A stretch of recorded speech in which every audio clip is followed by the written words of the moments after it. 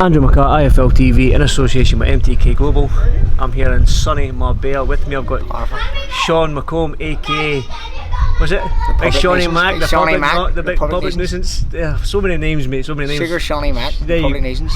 Everything, mate. You've got so many nicknames, it's brilliant, mate. But how are you finding Marbella? We've been here 5 days. It's I'm loving it here. You finding the same? Class, amazing facilities in the MTK Marbella gym. Has everything you need, from weights, the space you have, 2 big rings, bags, you have everything you need there, and the weather's great. Done Mount Istan as well yesterday and stuff like that, so it's just different type of training. It's good to change it up for the lads, you know what I mean? We're getting a bit of cabin fever back in Glasgow and Holytown, staying in Holytown. The gym's next door to the house, that's all well and good, but it's good to get away from that as well sometimes, so buzzing to get out here and enjoy a bit of heat as well. Well, you said it there, you mentioned Istan Mountain. Let's talk about it then. I mean, me and Dad, we set you on your way, me and Danny Vaughan, we went for a coffee, would give you 5 minutes head start, then we caught up with everybody else and we're like, where the heck is Sean? You were flying, mate. How did you find it? There was a fella driving up beside me on a bike and I stopped him and got a lift off the back of him and he took off. See, there's a secret there. See, Danny doesn't know it. Paddy set a decent pace at the start. Paddy's been here before, it's all new to me, like, so I was just going with Paddy knew the way. He took off, I just followed him, and then I felt like I hadn't even kicked into gear yet, so I just took off and went my own way. And obviously pulled away from the lads who weren't far behind me. They had done it in good times as well, but I'm a good runner, I'm very athletic, and I believe I've done it in 39 minutes, which is a decent time, like, so happy enough for it. The record I think is Tyrone McCullough 31, so and that guy can run. So he's a freak. He's not. I don't think he's human. He's a horse. The you black did it in 39 minutes is brilliant, though, isn't it? Oh, it's good running. Like, I believe I could possibly have done it more. Like, obviously my first time ever doing it, I didn't know what pace to what pace to start at, or what pace to go at. I didn't know my way about which hill was steepest and stuff like that. So I'm sure if I done it again, I would beat it. Not by much, maybe 35, 37, and around that. I wouldn't be close to McCullough's 31. Like, I don't think anyone would. I've never seen a fella in another sport run like that ever in my life. On track and stuff as well in the gym. It's just, he's a freak of nature. Tyrone McCullough, he's just different gravy. He's some man. Well, you've been out 5 days, like I said. We've been at the MTK Marbella gym. I mean, the weight loss as well. You're always on weight. You're not that far. You fight at 140, but you're always hovering about that weight. You never put on weight, do you, when you go out with camp and stuff like that? So I suppose. Does the heat help you with your weight loss, even though you probably don't need to use it? You're drinking plenty of water, like, your water intake's a lot more. We're drinking 5 litres of water a day easy, like, as well, like, you can up your food intake as well, because you're losing so much in training because of the heat. You just up your water intake and your food intake. We have a nutritionist on board, me and Paddy, who's working with us every day, like, through text on WhatsApp. He just checks some of this. We go out, if he tells us what to eat to suit particular sessions. So if we're doing a high intensity session, we'll obviously add carbs until our meals. If we're not doing a high intensity, it'll be less carbs, more protein and stuff like that. And he tailors that to suit us during our camp, which is brilliant.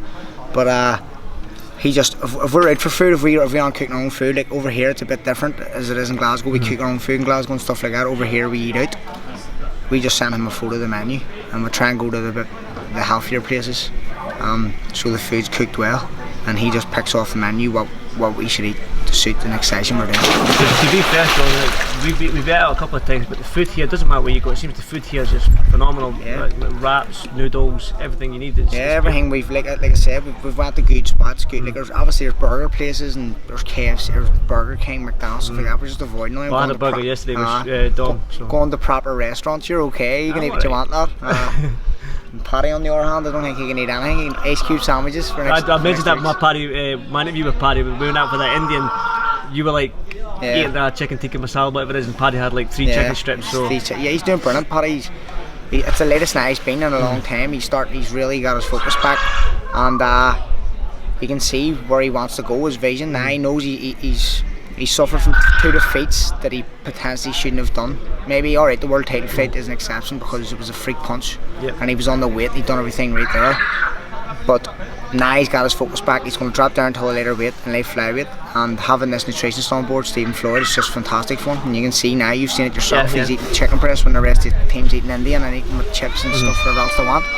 So powerful to see for Paddy. I'm glad to see it myself. Like, I was saying that to him as well. I'm impressed by him, but I think he's got that in him now. Even not that instant man, and you can see he's more dedicated. Not so much more dedicated, but he's got the fire in his belly, I suppose. He's got that drive back. He's just, the first couple of weeks he was talking about retiring after his last fight. Now he's just got that drive back. You can see it in his training, you can see it in his behaviour, you can see it, he's going to bed early at night.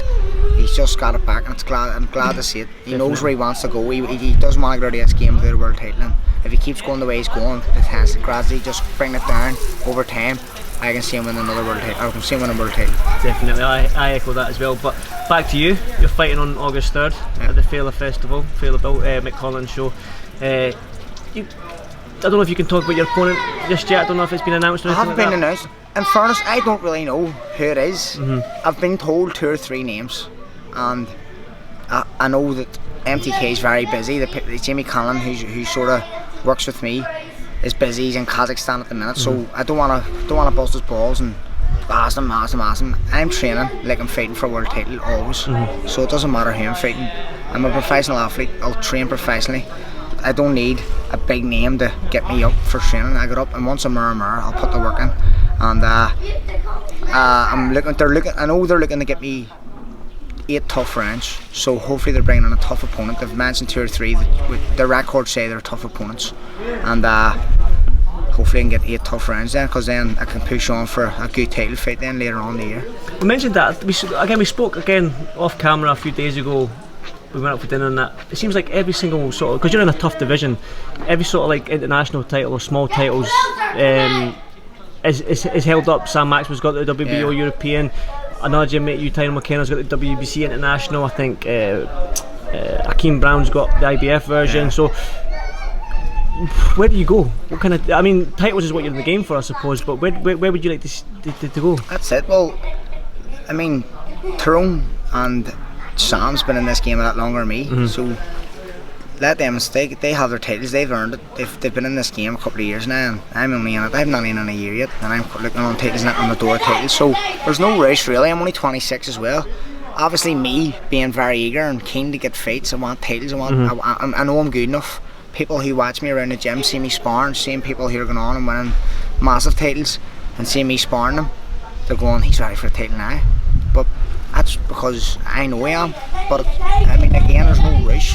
So I came Ennis Brown, he's calling out Tyrone McKenna, saying he's protected by he's MTK going to protect him. I countered that and said I'll fight Akeem Ennis Brown, and he says no.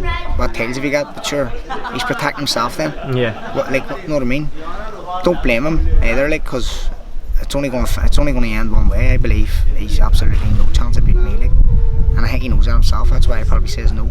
But then again, he says you've no titles, but he'll fight Lewis Benson, who has no titles. So what's the difference? You know what I mean? I know he knows it's a hard night's work for him. That's why. Yep, definitely. But another thing is like you mentioned that people see you spar and stuff like that and see what you do in the gym, and it seems like everyone I speak to in the gym is like, that guy's a special talent. Sean McComb's this, Sean McComb's that, Sean McComb's a future world champion. Does that add pressure to you? Do you feel the pressure? Nah, not really, because like it's boxing. You do it day in, day out. It's just one of them things. It's people can, if you're impressing people well and good, that's realistically, I'll find a way to win. I'm not in this game to impress Tom, Dick and Harry, you know what I mean? And who's watching from a crowd. If I don't impress anyone, so what? If I win, I'm happy. I'm impressing myself. Yep. If I go in and box a completely different style than no one's ever seen before, throw 5 punches around and land 3 of them and don't get hit any, and I win that fight, happy days. I don't care who I impress, but I know that I can adapt to change different styles to suit different opponents and help me win fights. And I think that's where the people who have seen me sparring are probably going, because I've seen him against this style, that style, and he's been able to adapt to all different styles in close, middle distance, long distance, moving, whatever way.